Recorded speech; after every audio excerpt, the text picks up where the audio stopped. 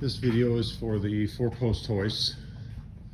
There are 2 in the shop. I'm going to show you how to operate both of them. First one is the one closest to the classroom. It's called a rotary lift. There are some safety instructions that you can read through to give you an idea of what to be aware of if we haven't covered it in class. To raise and lower, they both have a control at the same end. This is for the Pro lift that's closest to the entrance door, and this is the rotary lift, as I said, close to the classroom. Raising them up, the car should be in park. Park brake set would be an extra layer of safety, but in park they should stay put and not roll one way or the other. These lifts should be fairly level, but they're not perfect. They're just sitting on the floor of the shop, so whatever slope this floor has, the lift also has. You've got 3 main levers: the release, the safety locks, and then the power to run the pump, which pumps the fluid into the cylinder underneath and raises the car up. So going up, we just have to push on the button.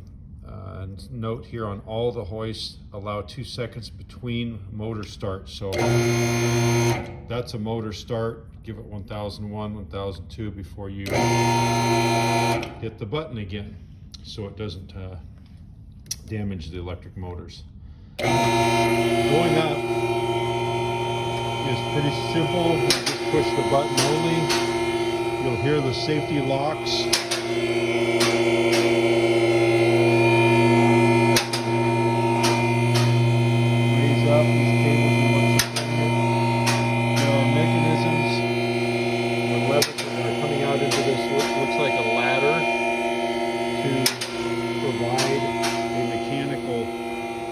Safety. So if the hydraulics were to go out all of a sudden and it drops pressure and lowers, the safety locks would catch and protect it from dropping clear to the floor, or if you're underneath, working on you. So going up, they ratchet. Going up, which means that they will continue to go by those safety locks.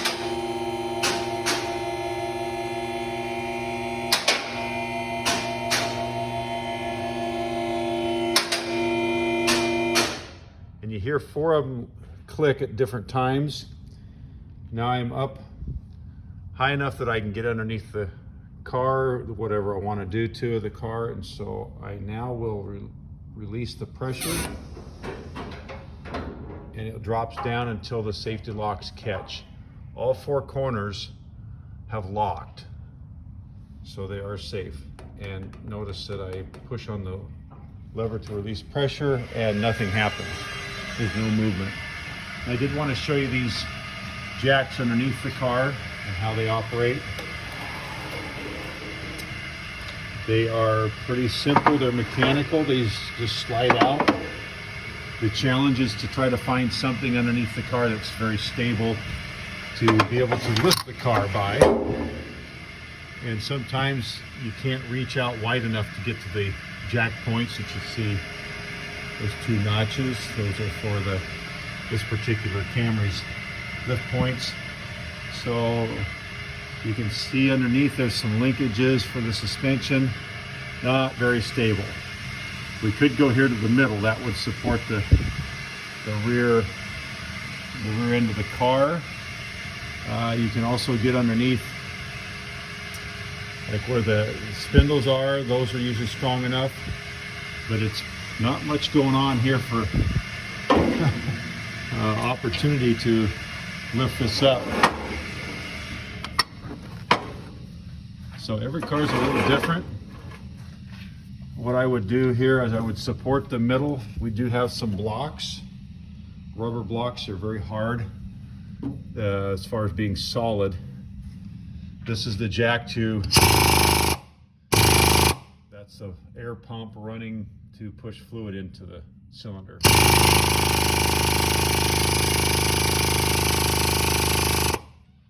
Now what I'll do on cars like this, and I'm going to support the car primarily in the middle, I will put something underneath these outer suspension components to keep the, not really to support the car, but to keep it from rocking back and forth, right or left. More of a stabilizer, with the lifting mostly being done here in the middle. We should have those rubber blocks around the shop, and it just depends on where people have left them, where you can find it. Here, I've set these out. We try to keep a set on these jacks here, but again, they don't always end up there. So I'm just setting these in position, trying to move this back to where this will hit first.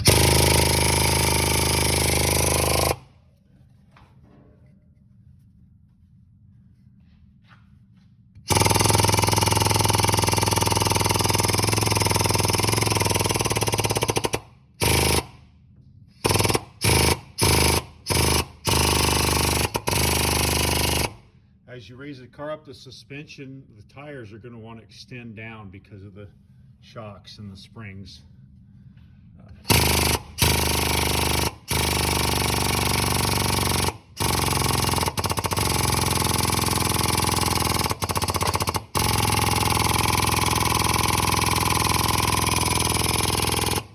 So I'm needing to take the tires off. If that's what I'm raising this up for, is to do brake work or remove a tire. You can now see daylight underneath it. Most of the weight is supported here, but you can see that there's some suspension extension where now I am supporting the vehicle so it won't rock from side to side, so that will work. So at this point, the rear end's raised up. We're gonna go ahead and lower it down. And I've got one hand on the phone here filming, so I may have to set the phone down, but to release it, I'm going to push on this side of the lever. This side releases it. However, you'll need your other hand to remove the release. There's a safety lock here that mechanically will keep this from going down. Again, if you're underneath it, or if you've got the tires and wheels off the car, you do not want this to drop down and damage the car. This would lock in place.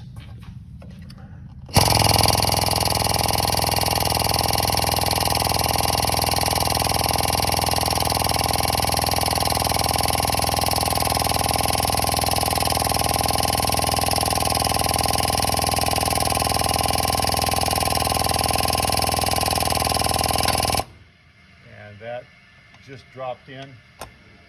Now I'm going to let that down. It's mechanically stopping this arm from moving out. So that's, see, I went quite a bit higher to get there. So it's kind of a course adjustment. It's either, there's like two positions that it can be in.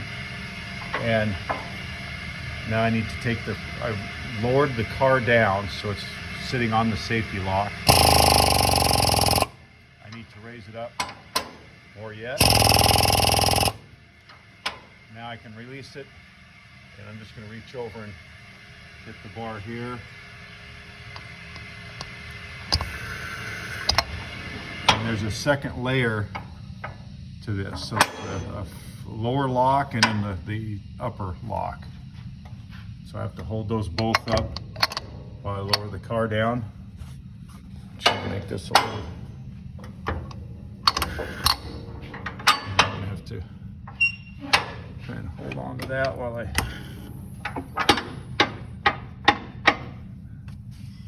Go. And we're down. Both of these jacks, these slide in here with the handles. Take your rubber pads off, store them underneath out of the way so they're there for the next job.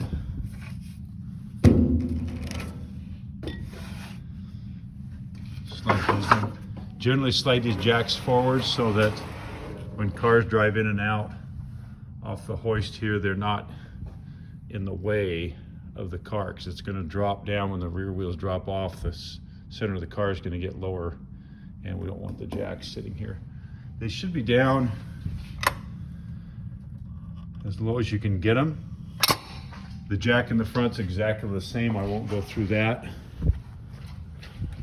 process on the front end. It's just more the same. Now to lower the hoist, it's sitting on the locks right now, so I can't release them by just moving the handle. There's not enough force to pull them loose from sitting on those little ladder brackets that I showed you. So we first need to raise the car up.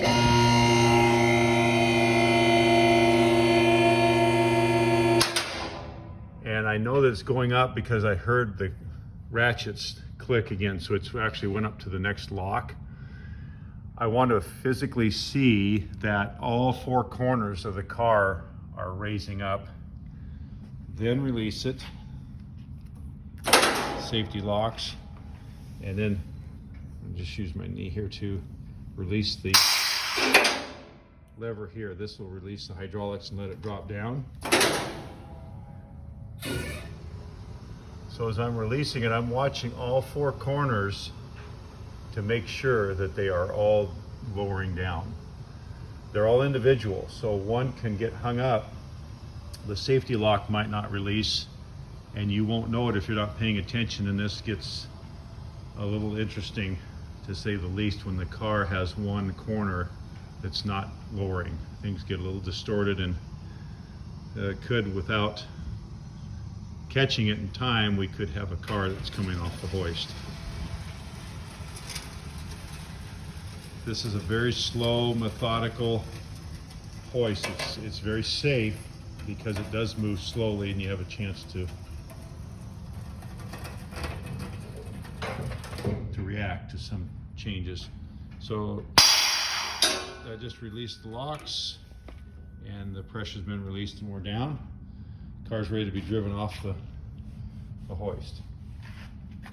That's the rotary. The Pro Lift that's closer to the door, as I mentioned, is kind of the same. There's a little bit of difference. This is the button to power it up. Runs fluid up to this big cylinder on top. As it starts to move the cylinder, up it goes. Car's in park, so it's not going to roll back and off the hoist.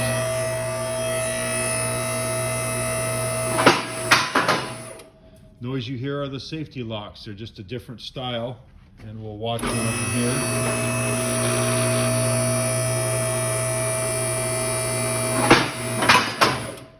And those go out and mechanically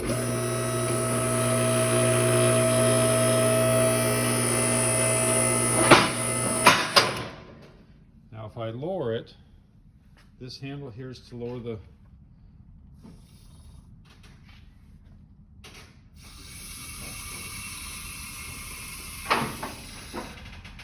and it is now down and sitting on those locks, you can see. So we'll raise this on up. And you can see both of these are pretty slow, but that's all right. They're lifting the entire car, and they're doing it in a very safe manner. So it's well worth the time spent waiting for it to. I'm going to take it back up one more. Always want to watch the top too, just in case there's something sticking up. Pickup trucks or something that's tall, SUVs. Now I'm at the very highest setting, and I'm going to lower this down until it touches. And there we go. Now all four corners have stopped moving, and we are ready to get underneath and do our oil change or whatever the job of the day calls for. And I'm just going to briefly go through these air jacks underneath. They're pretty much the same setup. You've got your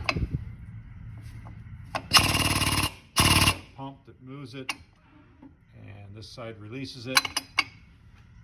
These are a little different in the fact that they slide out a little differently, but the concept's the same.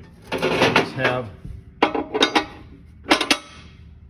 these pads that go into the ends of the arms here. There's a hole that slides in and then you bring that up. Same thing, we're limited on how far out these arms can go. So if we have, this car's has some supports here in the rear of the body, these what we'd call the rails, that would support the weight of the car.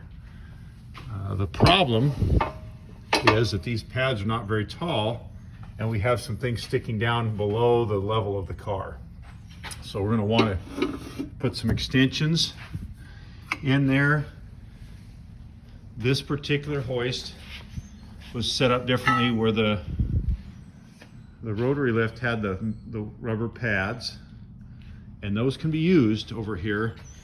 This also came with some other components to help extend. These are extensions that can be used.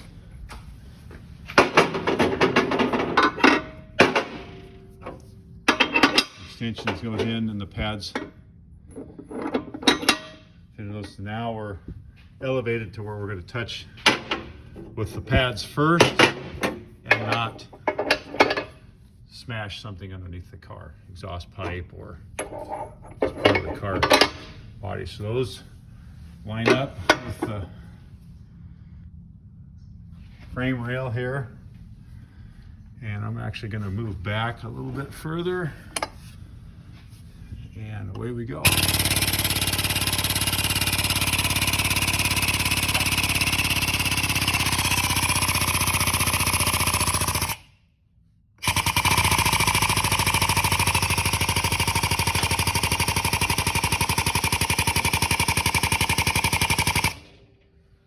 Okay, and we're up off the ground, so now we can take these tires off.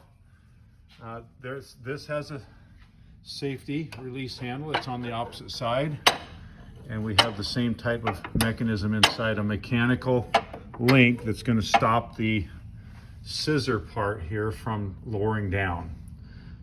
So if it needs to be this high, you want to make sure and go up high enough that the safety lock latches in.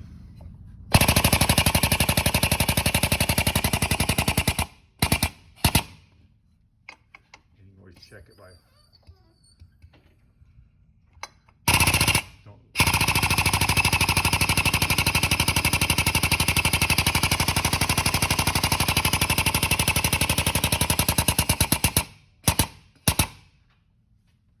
Feels like we're all the way up.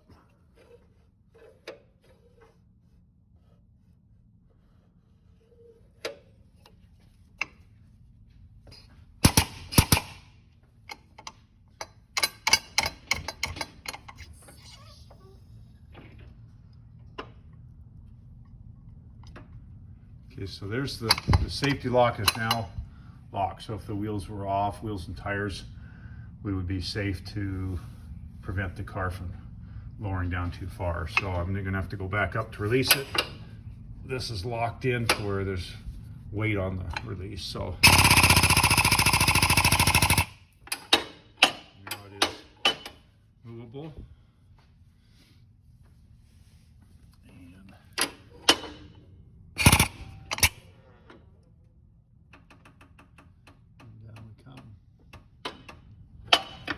Once it gets past that point, these I think have another one near the bottom, but yeah, so it locks there as well, not quite to the bottom. So we're going to raise it back up to get beyond that, and then lower it back down to get completely down to the bottom. These need to come out, otherwise they're going to be a problem for the car backing off, especially as the cars, if they're lowered. And then let's roll it to the middle of the hoist. Make sure to pick everything up. And they go back on there. And we're ready to lower it, which ironically first we have to raise it up. These cannot release until we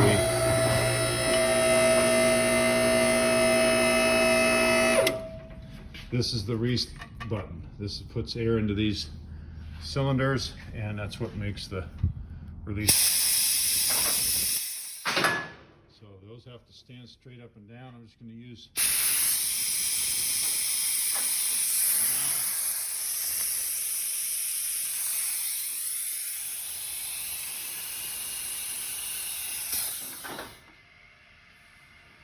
make sure all four corners are moving, and you have to hold the release the entire time that this is going down, that it's lowering. And it's for safety. So if somebody happens to be underneath there, you can't lower this down and not have the safety locks help stop you if there's nobody here to attend to it.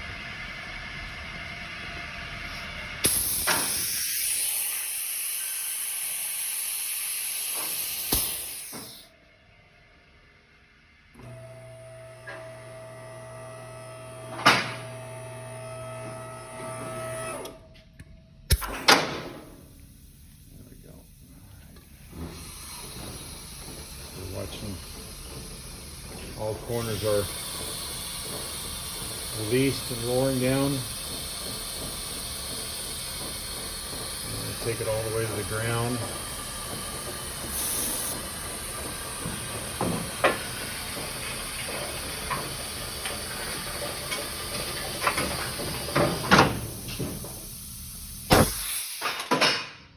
Okay, and we're done. At this point, the car's all the way down. It's ready to be backed off the hoist. The jack's up near the middle of the car, so it's not going to get hung up on the undercarriage as the car tries to back off.